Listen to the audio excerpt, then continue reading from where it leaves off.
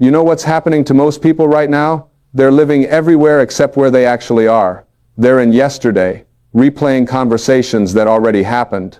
They're in tomorrow, worried about things that haven't occurred yet. They're in their minds, spinning stories about what someone meant when they said something, what they should have said back, what might go wrong next week, next month, next year. And all the while, life is happening right here, right now, and they're completely missing it. The truth is, most of your suffering comes from being trapped inside your own thinking.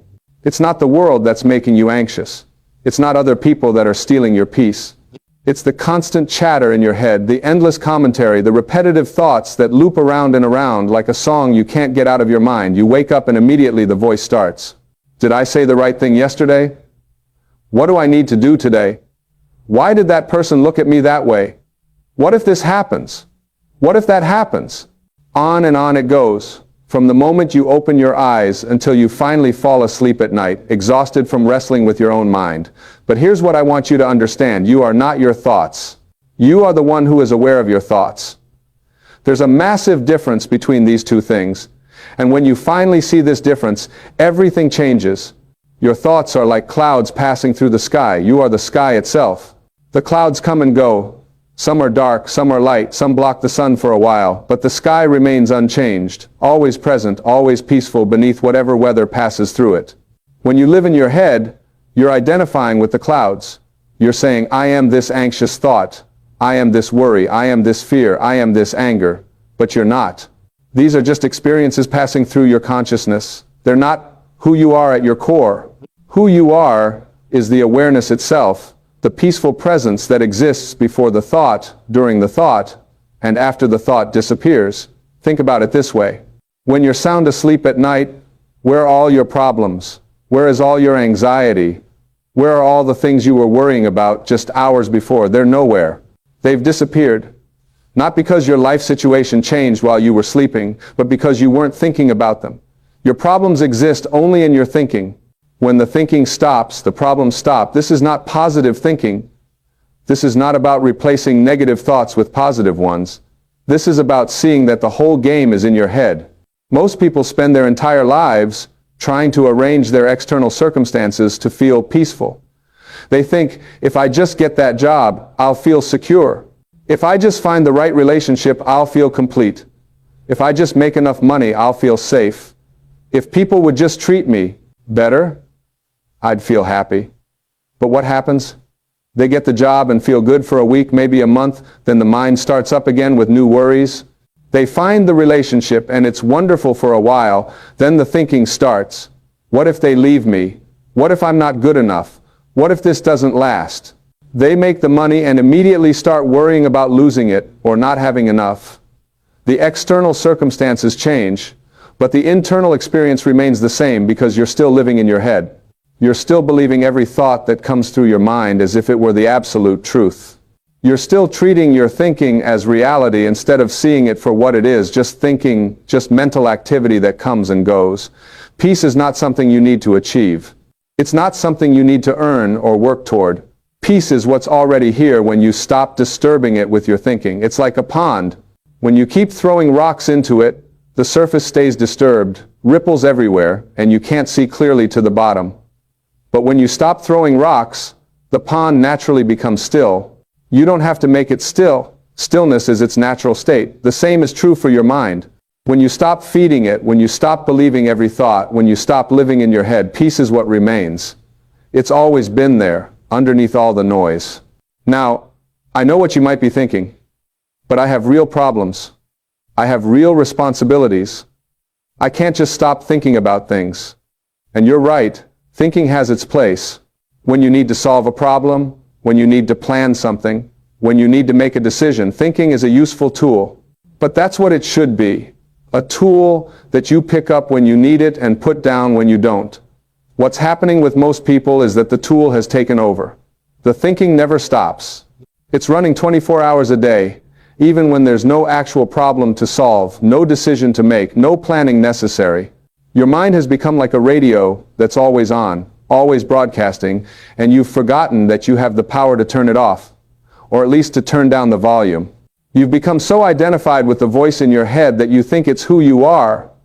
You think you need it to survive. But the truth is, your mind is making up most of what it's telling you. It's creating scenarios that haven't happened. It's replaying the past, which no longer exists. It's projecting into a future that isn't here yet. And none of it is real. None of it is actually happening right now. Right now, in this moment, reading these words or hearing these words. Are you okay? Not in your thinking about the past or future, but right now, is there a problem? Most of the time, the answer is no. Right now, you're breathing. Right now, you're alive. Right now, everything is actually fine. The problems only exist when you leave this moment and go into your head. So how do you stop living in your head? How do you get out of this trap? The first step is simply becoming aware of it.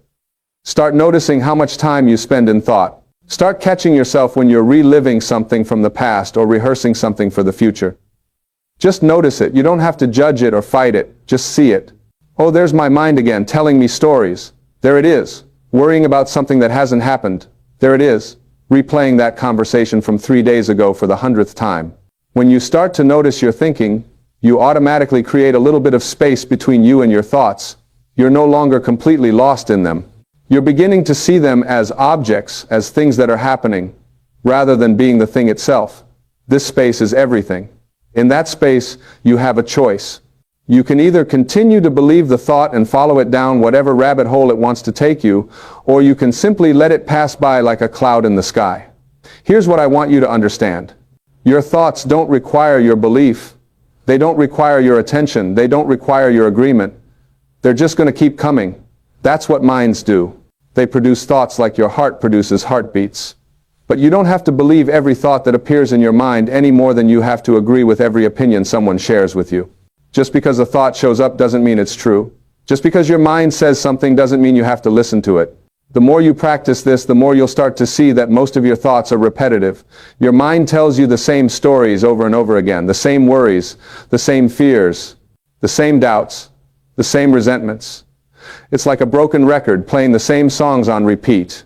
And once you see this, once you really see how repetitive and unnecessary most of your thinking is, you'll naturally start to pay less attention to it. You wouldn't watch the same movie every day for years, would you? Yet, that's exactly what you're doing with your thoughts.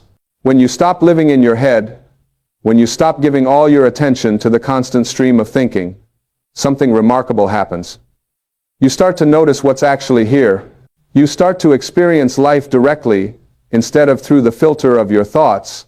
You notice the warmth of the sun on your skin. You hear the birds singing. You taste your food. You see the expressions on people's faces. You feel your own breath moving in and out of your body. You experience the simple miracle of being alive, right here, right now. This is where peace lives. Not in having everything figured out. Not in controlling every aspect of your life. Not in making sure nothing bad ever happens. Peace lives in this moment, when you're not thinking about it, when you're not analyzing it, when you're not judging it or wishing it were different. Peace is the natural state of simply being present without the commentary. Now, your mind is going to resist this. Your ego doesn't want you to be peaceful. Your ego wants you to keep thinking, because thinking is how it maintains its existence. The ego is nothing but a collection of thoughts about who you are. It's your self-image, your identity, all the stories you tell yourself about yourself. I'm the kind of person who worries. I'm not good at relationships. I always mess things up. I need to be perfect. People don't respect me. I'm not enough. These thoughts create a sense of a separate self, an individual who needs to protect itself, prove itself, defend itself, improve itself. When you stop identifying with your thoughts, the ego feels threatened because it is made of thoughts. So it will do everything it can to keep you engaged with thinking. It will create problems where there are none. It will magnify small issues into huge dramas. It will tell you that you can't stop thinking because something terrible will happen. It will make you believe that your constant mental activity is keeping you safe, keeping you prepared, keeping you in control. But the opposite is true. Your constant thinking is what's creating most of your suffering. It's keeping you trapped in a prison of your own making, and the bars of that prison are made of thoughts. Every time you believe a thought about how things should be different, you're suffering. Every time you believe a thought about what someone else should or shouldn't do, you're suffering. Every time you believe a thought about how you're not good enough or how life isn't fair, you're suffering. The way out is not to fight your thoughts. It's not to try to stop thinking through force of will. That's just more thinking, more mental activity. The way out is to simply stop believing your thoughts. To see them as what they are, mental events, passing phenomena, temporary visitors in your consciousness. You don't have to make them go away. You just have to stop giving them so much importance, so much power over your state of being. Here's a powerful shift you can make right now. Instead of asking yourself, what am I thinking? Start asking yourself, what am I aware of? This simple question moves you from being lost in thought to being present with awareness. When you ask, what am I thinking? You're reinforcing the identification with mind. When you ask, what am I aware of? You're recognizing yourself as the awareness, not the thoughts. Try it right now. What are you aware of? Maybe you're aware of these words. Maybe you're aware of sensations in your body, the feeling of sitting or standing, the weight of your clothes on your skin. Maybe you're aware of sounds around you, the hum of traffic, voices, the wind, silence. Maybe you're aware of your breathing, the natural rhythm of air moving in and out. All of these things are happening right now, in this moment, and they're real. They're not stories. They're not interpretations. They're direct experiences of reality. This is life. This is what's actually happening, and it's completely okay. It's completely enough. You don't need to be anywhere else or anyone else or have anything else to be okay right now. The only thing that makes you think otherwise is your thinking. The only thing that makes you feel like something is missing or wrong is the story your mind is telling you. Most people have become addicted to their thinking. They're addicted to the drama, the stories, the problems, the constant mental stimulation. They've forgotten how to just be. They've forgotten how to exist without constantly commenting on their existence. They fill every quiet moment with thought, with distraction, with mental noise. They can't sit quietly for 5 minutes without getting restless, without reaching for their phone, without needing to do something, anything, to avoid the simple experience of being present. But that restlessness is not a problem with the present moment. It's a problem with your relationship to the present moment. It's the mind's addiction to activity, its fear of stillness, its discomfort with peace. Because in peace, in stillness, the mind has nothing to do. And if the mind has nothing to do, you might start to see that you don't need it as much as you thought you did. You might start to experience yourself as something more than just a thinking machine. When you were a child, you knew how to be present. You could sit and watch an ant crawl across the ground for half an hour, completely absorbed, completely there. You could lie on your back and watch the clouds without needing to name them or figure them out or worry about what they meant. You could play with simple things and be completely content. What happened to that capacity? Your mind developed. You learned language. You learned to think. You learned to worry about what others think. You learned to compare yourself to others. You learned to plan and analyze and judge and interpret everything. You gained a powerful tool, but you lost something essential. You lost your natural state of presence, your natural state of peace. And now you're spending your whole life trying to get it back through achieving and acquiring and arranging your life just right. But you can't think your way back to peace. You have to stop thinking your way out of it. This doesn't mean you become passive. It doesn't mean you stop taking action in your life. It doesn't mean you don't care about anything. It means you take action from a place of presence instead of from a place of anxious thinking. It means you respond to what's actually in front of you instead of reacting to the stories in your head. It means you care about things without needing to control every outcome. There's a huge difference between thinking that serves you and thinking that runs your life.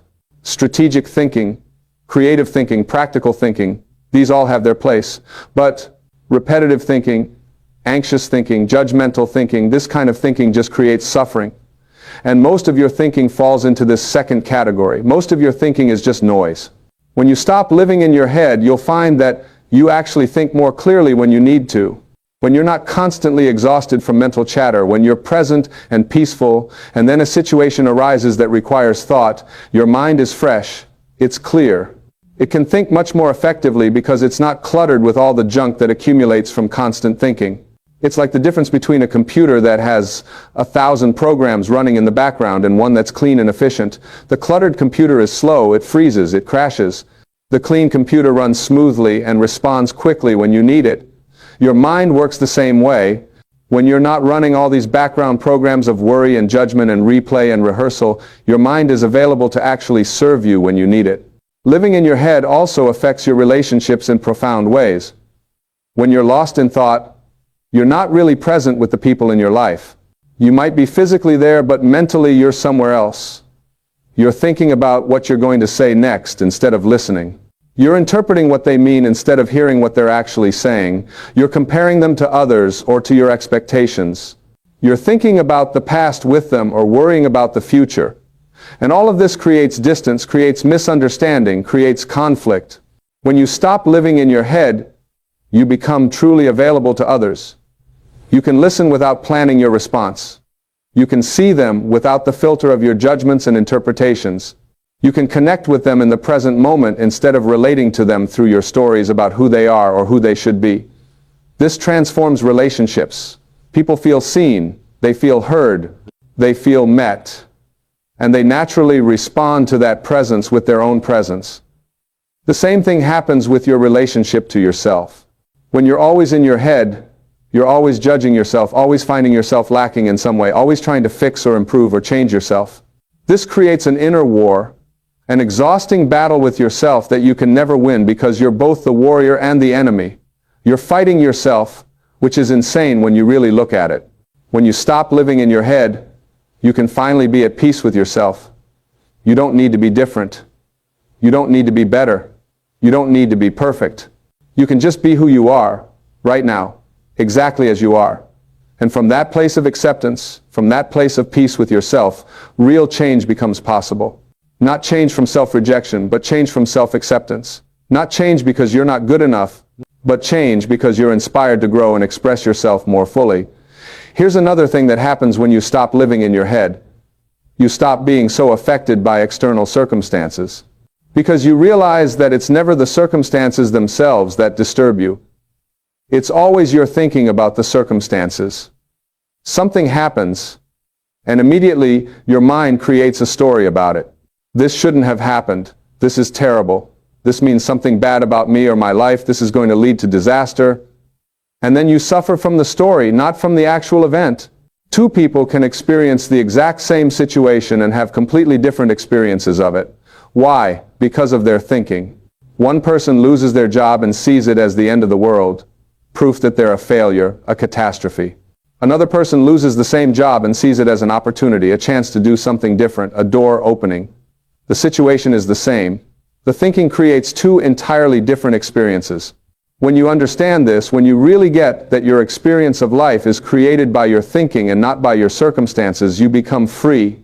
Not free from difficulties, not free from challenges, but free from suffering about them. Free to respond to life with clarity instead of reacting from fear and anxiety. Free to experience whatever is happening without the added layer of mental torment. This is what people mean when they talk about inner peace. It's not about having a perfect life where nothing goes wrong. It's about having a different relationship with whatever is happening. It's about not being at war with reality. It's about not believing every story your mind tells you about how things should be different than they are. Right now, things are the way they are. That's just a fact. You can accept that fact and respond to it, or you can resist it and suffer. Most people choose resistance without even realizing they're choosing it. They think their resistance is justified, necessary, important. But resistance doesn't change anything except your own state of being. It doesn't change what already happened. It doesn't change what is. It just makes you miserable. Acceptance doesn't mean you like everything. It doesn't mean you don't work to change things. It just means you acknowledge what is before you act. You accept this moment as it is, and then you respond to it. This is completely different from accepting a situation and doing nothing about it. You can accept that you're unhealthy and start exercising. You can accept that your relationship isn't working and have an honest conversation. You can accept that you're in debt and make a plan to get out of it. Acceptance is not resignation. It's the starting point for effective action. When you're not fighting with reality, when you're not lost in stories about how things shouldn't be this way, you can see clearly what needs to be done. You can act from wisdom instead of from reactivity. You can respond instead of reacting. But when you're living in your head, everything becomes a reaction. Someone says something and your mind immediately creates a meaning, and you react to that meaning. Something doesn't go as planned, and your mind creates a story about what it means, and you react to that story. You're not responding to reality. You're responding to your interpretation of reality, which is often completely different. When you stop living in your head, You start to see reality more clearly. You see that most of what you thought was happening wasn't actually happening. Most of your interpretations were wrong. Most of your assumptions were false. Most of your worries were unnecessary. You've been shadow boxing with phantoms created by your own thinking.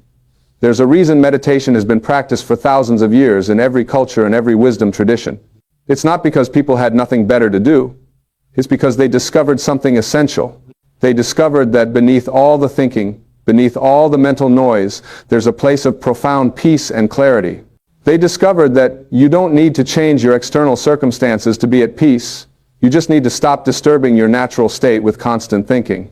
Meditation is just the practice of not believing your thoughts, of not following every mental thread that appears, of returning again and again to the present moment, to the direct experience of being alive right now.